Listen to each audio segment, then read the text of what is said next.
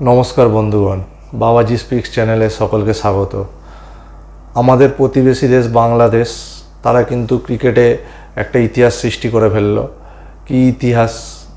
সেটা হচ্ছে শ্রীলঙ্কার মাটিতে গিয়ে শ্রীলঙ্কাকে তাদের ঘরের মাঠেই হারিয়ে প্রথমবারের জন্য টি-20 সিরিজ তারা জিতল। তাও বাংলাদেশ কিন্তু প্রথম টি-20টা হেরে গেছিল। 3 ম্যাচের যে টি-20 সিরিজের প্রথম ম্যাচটা তারা হারে, তারপরে দুটো ম্যাচ তারা টানা জিতে তারা কিন্তু সিরিজ জিতল। আর লিটন দাস তাদের ক্যাপ্টেন, তার ক্যাপ্টেন্সিতে কিন্তু পরপর দুটো সিরিজ তারা জিতল, টি-20 সিরিজ। তো লিটনকে নিয়ে কিন্তু প্রচুর সমালোচনা হয়েছিল তাদের নিজেদের দেশেই। বাংলাদেশের মিডিয়া লোকজন তারা খুব সমালোচনা করেছিল, তিনি ফর্মে নেই, তিনি ক্যাপ্টেন্সি ঠিকঠাক করতে পারছেন না। কিন্তু তাদেরকে কিন্তু সেই সমালোচনার জবাব তিনি কিন্তু তার পারফরমেন্স এবং তার ক্যাপ্টেন্সি দিয়ে তাদের সমালোচনার জবাব দিয়ে দিয়েছেন।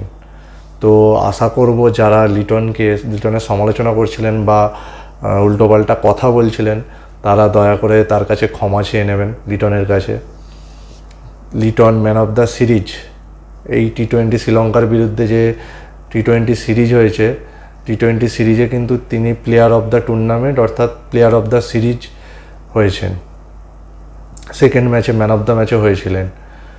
আর তৃতীয় ম্যাচে তার ক্যাপ্টেন্সি, দুর্দান্ত ক্যাপ্টেন্সি এবং ব্যাটেও রান করেছে, 35 না 36 রান করেছে, টি-20তে খারাপ না।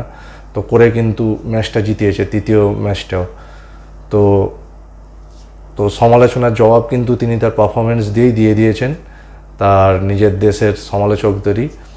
তো ভালো লাগছে, প্রতিবেশী দেশ তারা তাদের ক্রিকেটে এতটা অ্যাচিভমেন্ট ছিল না মানে বলার মতো।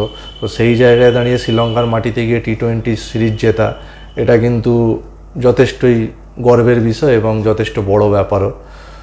তো যাই হোক, ভালো লাগছে।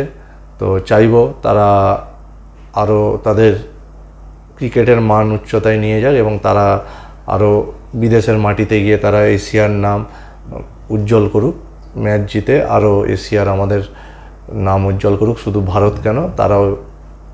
ভারত কেন উজ্জ্বল করবে এশিয়ার নাম বাইরে গিয়ে, বাংলাদেশও চাই করুক। যাই হোক, তো এইটুকুই বলার। তো ধন্যবাদ বন্ধুগণ, ভিডিওটা ভালো লাগলে অবশ্যই লাইক এবং চ্যানেলটা সাবস্ক্রাইব করে দেবেন। ধন্যবাদ।